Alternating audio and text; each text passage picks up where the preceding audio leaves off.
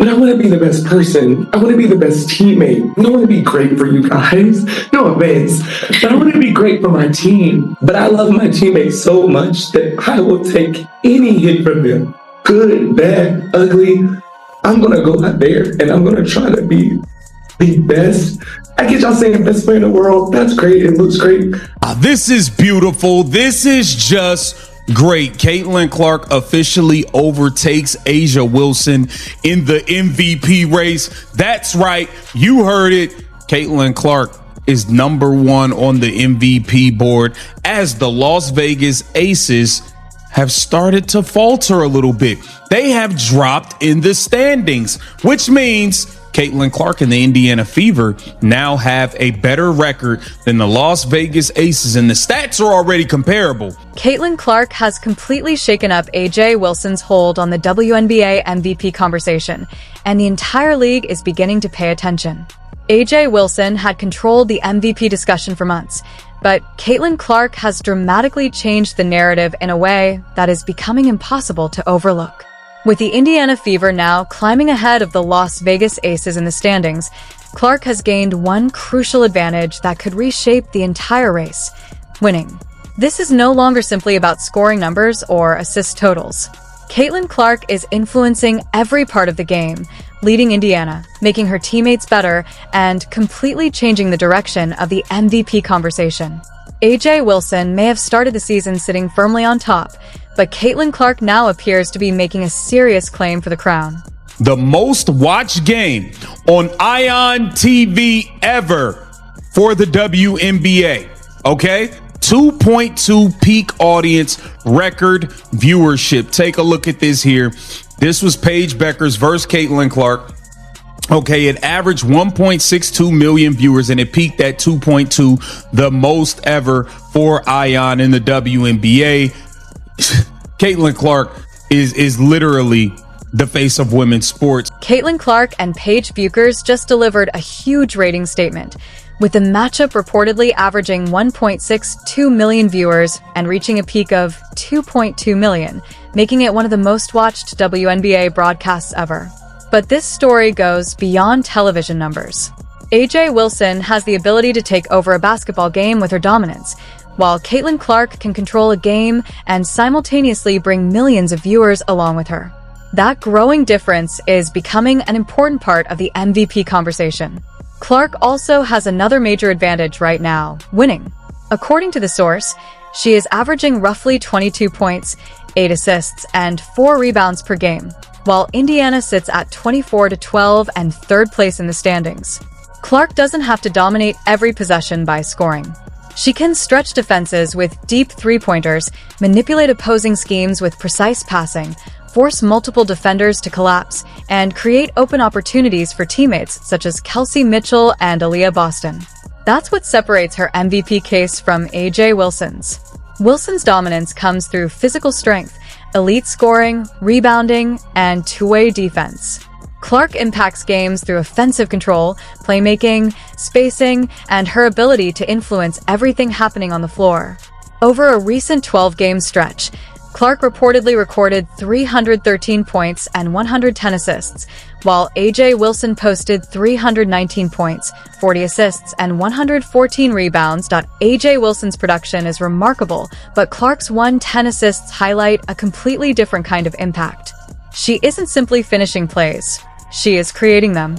And because Indiana is winning while Clark is producing at this level, her case for MVP is becoming increasingly difficult to dismiss. I've been on that pedestal at that podium praising Caitlin Clark, and if I had a vote, I would vote for her because nobody touches the ball more than her. The offense goes through her. I saw a stat that was remarkable in WNBA history. She creates either with her assists or with her scoring 40 and a half points. 40 and a half points is the average of an Indiana Fever game. That's how much she impacts the game. 4 straight player of the week. That brings the MVP discussion to the most difficult question of all. What does valuable actually mean? A'ja Wilson has an incredibly strong argument because she is one of the most complete players in basketball. Her scoring and rebounding production are elite, while her defensive impact can completely change how opponents attack. Wilson can influence a possession without even touching the ball, simply through her presence on the court. Caitlin Clark creates value in a different way. Her impact extends beyond an individual skill set and into Indiana's entire offensive system. When Clark is on the floor, the Fever build their attack around her ability to create advantages. Defenders have to respect her shooting range, her passing ability, her transition speed, and her willingness to pull up from well beyond the three-point line. They often have to make decisions before Clark even gets possession of the ball. That's why the MVP debate cannot simply be reduced to comparing points and rebounds. A significant part of Clark's value exists between the numbers. When a defender steps toward Clark, another Fever player can find an opening.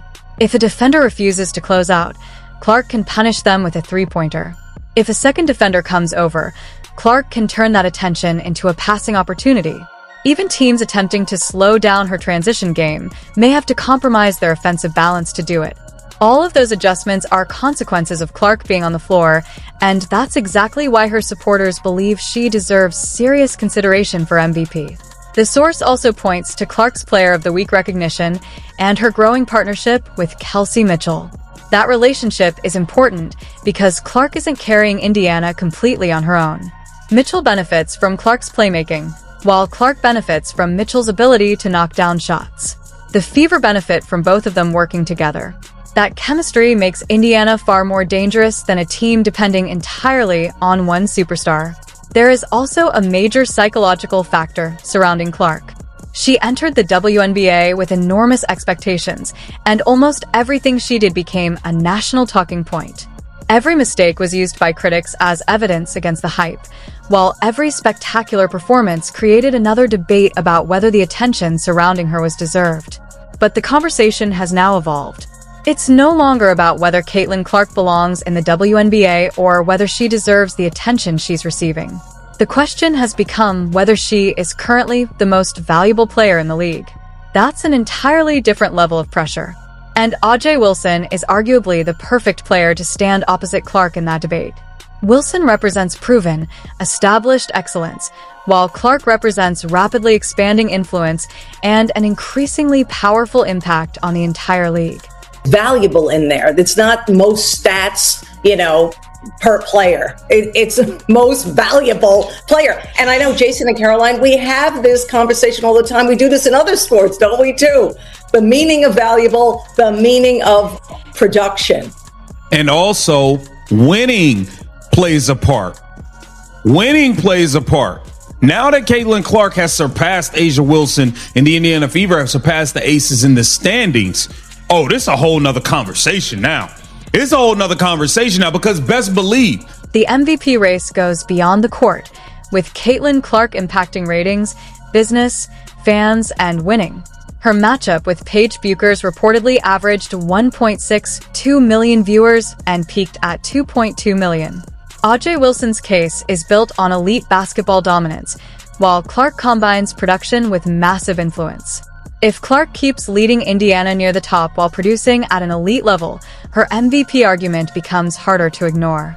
A deep playoff run could transform the Fever into a legitimate contender built around Clark.